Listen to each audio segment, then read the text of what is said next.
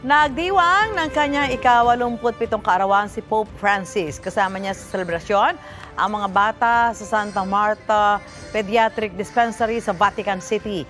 Kinantahan nila ang Santo Papa at meron ding gumawa ng poster. Meron din birthday cake na may disenyo kung saan kasama ng mga bata si Pope.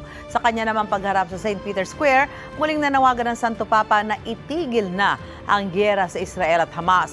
Tinawag niyang terorismo ang ginagawa ng Israel sa Gaza kasunod ng pagkamatay ng 2 babaeng Kristiyano sa compound ng isang simbahan.